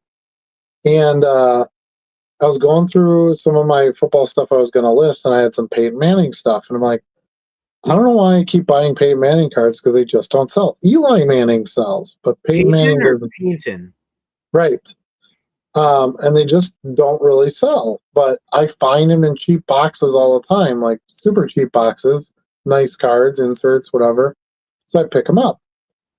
And I kid you not, while I was digging through the box, all of a sudden I get the, where you get like 30 buzzes in a row because each card that sells, you get a buzz for it. Yeah. And I look, and the whole order is Peyton Manning cards. I'm like, that is so weird. It was $144 order of Peyton Manning, low end base and insert type stuff.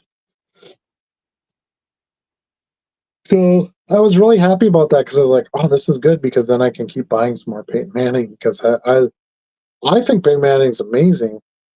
And I mean, just not just player wise, but his accomplishments, and he was a big deal at Tennessee. He's got that bloodline. He's in the media. He does that, the show with his brother. He's always a team captain at the Pro Bowl and does a lot of different commercials and won a Super Bowl with two different teams. Like, there's all these great things. He's in the Hall of Fame, of course. Yeah. So, I'm like, why doesn't his card sell? Um, his rookies are underpriced. All those things that everybody's been talking about forever. And it's just weird that it culminated into like a giant Peyton Manning sale for me today. That's why, and that's what I said about why I keep going back to those boxes and keep buying those cards, because you're like, well, I get bored of the dime cards and the quarter cards. But when you get a good enough buildup of variety of cards, you entice a buyer. Yeah. So most of the time, like, let's say I get a 50 card order. Most of the time, at least one or two of those cards were listed within the last day or two. So what's happening is that's kind of the card that's most likely garnering the attention from the buyer. And they go, oh, he's got a coupon if I buy this many. Well, I need some other Peyton Manning cards. And then whammo, all of a sudden they got a cart full. And I kind of think that's how it happens. But yeah, I was super excited to get a big Peyton sale. Because yeah, Eli sells better than Peyton, which most of that's due to market because he was New York Giants. But New York, yeah. But still, New York Giants don't have like a ginormous fan base. They're not rabid like some other teams. So yeah, I don't know. Did anybody have an uptick in NBA card sales with Big Luka trade?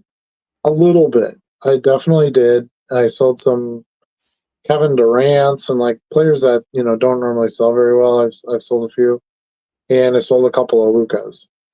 So there's that, but not huge. Like, it hasn't been life changing or anything like that. But where I might have, like, because I don't do a ton of basketball, I might have like 6 or 8 cards sell in a day, and yesterday I had like 14.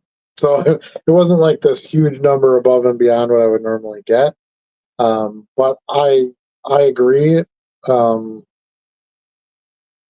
I was thinking the same thing too. I did have a little bit more sales. I don't know if it was just due to the Luka trade, but I did have a few more than normal, and a couple of those included Luka cards. It's really hard to judge because Luka stuff sells anyway. Like, it sold before.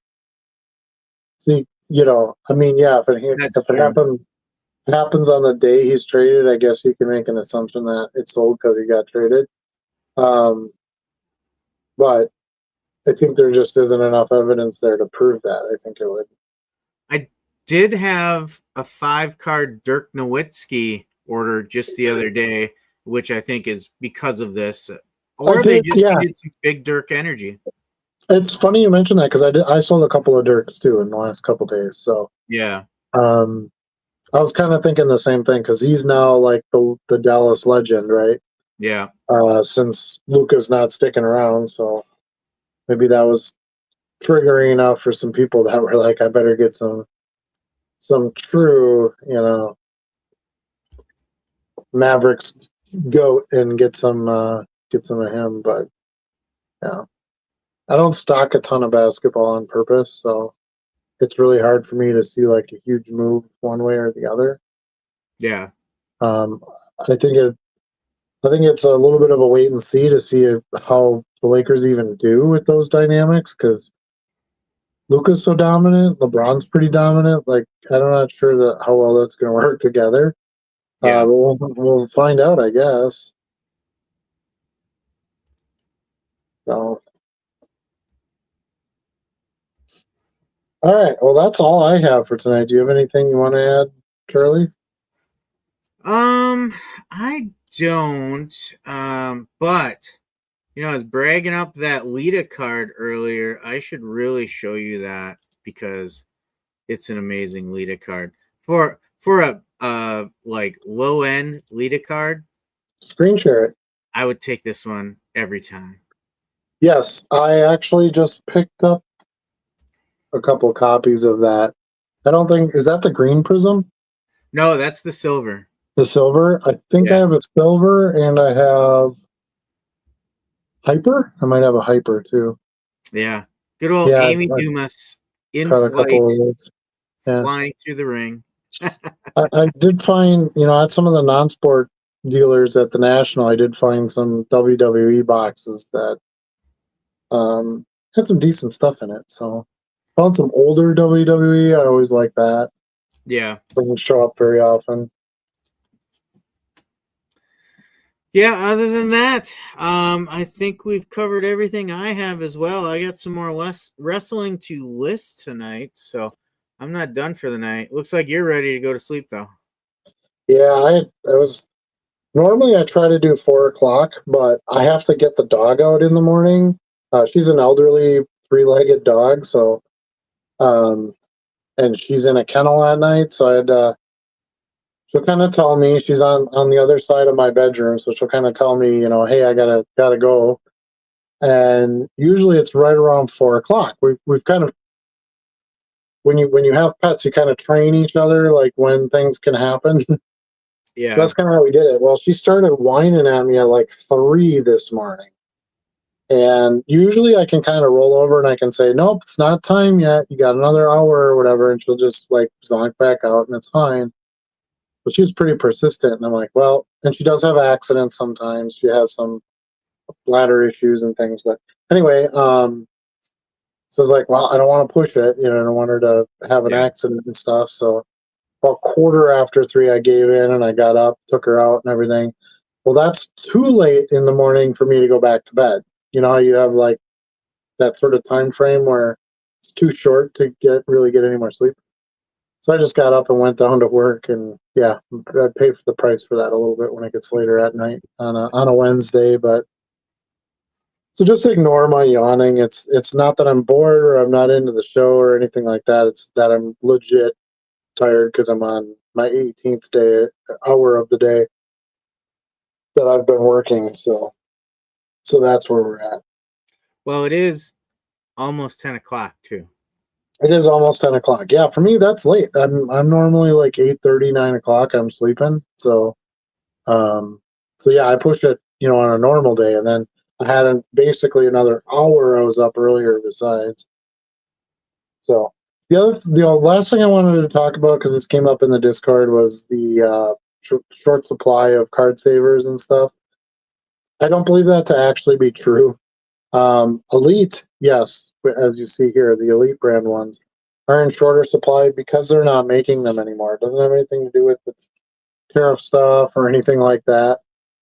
You can get basically it's still the same price as it was, months ago or a year ago at Cardboard Gold, which is what I buy when I can't get Elites. So the Elites I was getting for like 112 or something for 2,000 of them, and I think the Cardboard Gold is like 126. So it's $15 more for a case, but that's not the end of the universe. And they have plenty. They make lots and lots of those, so you can switch and order those.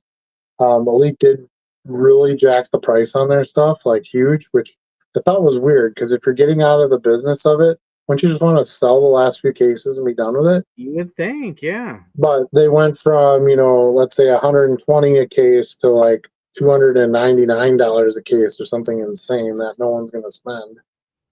So it's like, why are they hanging? If they got 20 cases left, why are they grasping onto those and I'm not selling skeptical them? that But they're actually getting out of the plastics business. well, they might as well because no one's going to buy them at $299. So the reason we were buying them, they are nice quality. I like the Yeah. holders. They look nice. They're nice and clear.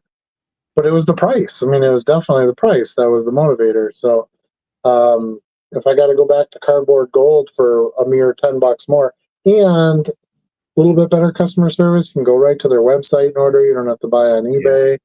Um, last time I placed an order with Elite, because like I need those. Like I use those to run my business. I mean, I go through huge stacks of them a day. And so I always order, when I have like 6 or 8 packs left. And it was like I ordered, and it was a day, and I'm like, finally messaged them. I'm like, when are you gonna send these out? And I knew they were going out of business, so I was like, crap, did I order these and they don't have any, and I'm getting ghosted. But I did get a contact back from them, and he's like, oh, sorry, I'm out of the country, or I was on vacation, or something like that. It's like, well, that's nice, but send me my stuff. I bought it. So, um, anyway, so that's my suggestion is go to Cardboard Gold. I still believe they're the best price. I shouldn't say believe. I did the research and they were the best price. So if you want to, at least buy case, that's what I look at because I only buy a case at a time. They don't have the option where you can get like 1,000 of them plus 100 sleeves, or they don't have that kind of deal. But sleeves are not expensive. You can get a case of 10,000 sleeves for like $60, 50, $60. So they're not very expensive as it is. But I just want to kind of clarify that a little bit because there was a lot of conversation in the Discord about prices of things. Now, I'm not saying that prices aren't going to go up due to certain economic factors and things that are happening, but this increase in the price was definitely just due to Elite wanting to, get everything they could out of the last few cases. That's how I see it. Yeah. But I still have maybe a quarter case left, but like I said, these go really fast. I go through almost 2 packs of these a day. That's how much I have to ship. And I'll have to be placing an order pretty soon, so I'm going to be going back to Cardboard Gold and I'll get a case from them. Boom Slang says $62 on Amazon. I believe he's referring to sleeves. So, and I don't buy them on Amazon. I just go right directly through the company. But I mean, either one is fine. I'm guessing the price is about the same on Amazon as it would be on their own website. And if Amazon is your preferred shopping place, then yeah, buy them on there. But that's that. And I do suggest trying to use new ones of these. I think top loaders used are okay, but used ones of these get kind of nasty. They're easily crack and all that. So I would avoid, for card savers, kind of going on eBay and saying, hey, can I get a big box of used card savers? I've done that before and I was pretty disappointed with them.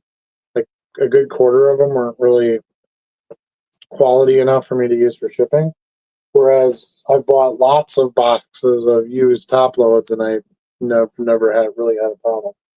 There might be a couple yellow ones I toss out or something like that, but even a big box of 1,000 or 2,000 of them, generally 99% of them are pretty good shape. So that's it.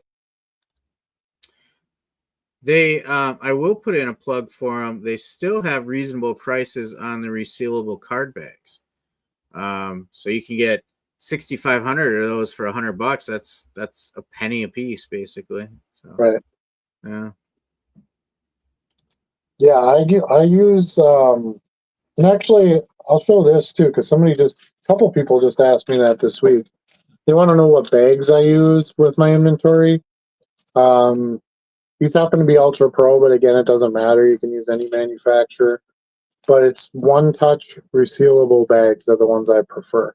They're a little bit bigger because you would normally be putting, the One Touch in there, and they're a little bit taller, which I like. I like the flap to kind of come over the bag a little bit more, so you're not kind of stretching to get it over that top edge of the last card or anything, and then the bag's always popping open. So these are the ones that I use. They are $3.50 at my local LCS, and I think you get 100 of them, right? Oh yeah, 100 bags says right up there. So I paid 3.5 cents a piece for the bags. But you obviously only need one for every 30 or 40 cards you're working with, so it's not cost wise, it's not too bad. And because they're resealable, once your bag kind of sells down, you can, reuse that bag in another way.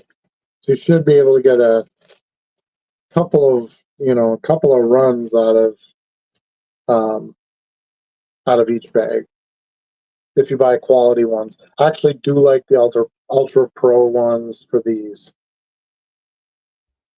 So, boom slang, and I think we talked about this with you last time when you were on here, that you use the bags that your sleeves come in, which is fine, but I would not have nearly enough of those. I mean, I'm buying 300-400 at a time of the sealed bags, and I don't have 300 or 400 packs of sleeves. Nor would I be emptying 300 or 400 packs of sleeves to use the bag. So, yeah, when you're starting out small, I think that's a great idea. Whatever you can use to store and ship your stuff is what you want to use. But yeah, the one touch bags, that's the ones I use. If, like I said, some people have asked, so that's it. And I like them and they work great, so that's what I continue to use. They're pretty much the same price as team bags, and team bags are a little smaller and they don't have as big a flap. Because you're only, I mean, most team sets are what, like 8 or 10 cards. It's Yeah. pretty small, so it doesn't need to be a very big bag. So, yeah, you're in a different cellar than the normal cellar. Yeah, abnormal. That's me. That's how I like to fly. But yeah, as you need to bulk up, as you need more of those supplies because you're going through them faster.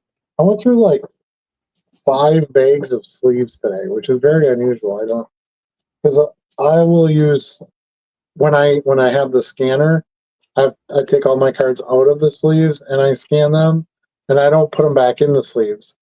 I put the sleeves aside to use for shipping. So I end up with like giant stacks of sleeves um, during my time when I have the scanner, because I'm doing 50, 60 cards at a time. So I might, take a stack like this and I'll de-sleeve them all, put the sleeves aside for shipping, and then that stack goes right in the scanner. So anyway, my point is, it was kind of crazy that I went through that many bags, because usually, like I said, I just have a giant stack of sleeves, but I went through them all super fast. 288 card will do that. That's basically 3 bags of sleeves right there. So it's crazy. But yeah, I wouldn't worry too much about sleeves. You should be able to get them for about a half a penny a piece. So you should be able to get like 10,000 sleeves for like $60, 50, $60. Um, Pretty consistently. Those haven't really changed in price. It's funny because it's funny to see inflation in some things and then none in another thing. Because I remember buying penny sleeves when I was a kid and they were a penny. Yeah. And they're still a penny. You can basically get a bag for $1 at almost any shop. I know some shops, kind of gouge a little bit on supplies, and they'll do like $2 on a bag or whatever. But the reason we call them penny sleeves is because they cost a penny. But they've been that same price for 30 years. So it's Which is pretty crazy how amazing. it is. That's what I said. You can't just assume everything went up in price. You have to follow the inflation of different items. And penny sleeves are still, maybe they've been able to cut costs of production or been able to make more at a time. They're just doing it on volume. They're like, screw it. They're called penny sleeves. Got to keep them $1, and we'll just sell more and increase our profit that way. I don't know. But yeah, for as long as they're a penny, I will be buying them under that, or it's just too much. But the last ones I bought were, because I have the elite ones, because I did buy one. The first order I ordered elites. I got the ones where you got the 1,000 sleeves, which was not as good a deal as the 2,000 card savers, so I didn't do that anymore. But before that, I did buy a case of cardboard gold sleeves. They're really nice sleeves. They work great. Won't work so good for you, boom slang, for your inventory, because they're Ziploc and not not resealable. But anyway, I got I had a really good deal. Somebody sent me a coupon or something on these, and I think I paid $48 for 10,000 of them. So I couldn't pass that up. But yeah, they're normally around like I want to say like $60 for a case. So if you're looking for a new supply place because Elite, isn't going to be able to come through anymore, I suggest Cardboard Gold. You can go get your sleeves, your bags, and your card savers and top loads and all that all in one place. Quality products and probably the best pricing out of all the suppliers. I know Fanatics has its own supplies now, like sleeves and top loads and stuff. I haven't checked them out at all. You guys could certainly do that and report back in the Discord or whatever. But I've been so happy with Cardboard Gold, and their price is so great. I don't know that I'll really be going anywhere else unless we find another Elite where it's like super cheap. But I don't know that we're going to find that. You have to be careful too. Where are the products made, and where are they being imported? That's going to be something to watch going forward as well. I believe these bigger suppliers like Cardboard Gold, BCW, and Ultra Pro, they've got warehouses full of this stuff. Especially they were getting more in recently just to prepare in case there was going to be tariffs. They really bulked their supply. I would assume so. At least for a while, you should be able to get these holders at basically the same price till they would get hit with tariffs when they have to have new containers delivered. All right, that's it. It's time to go to bed. Now it's quarter after. We've earned our right. We got through our 2 hours and 15 minutes that we normally do. Yeah, you had to hit that mark. Yeah, gotta hit that mark. All right. Anything else you want to add, Charlie?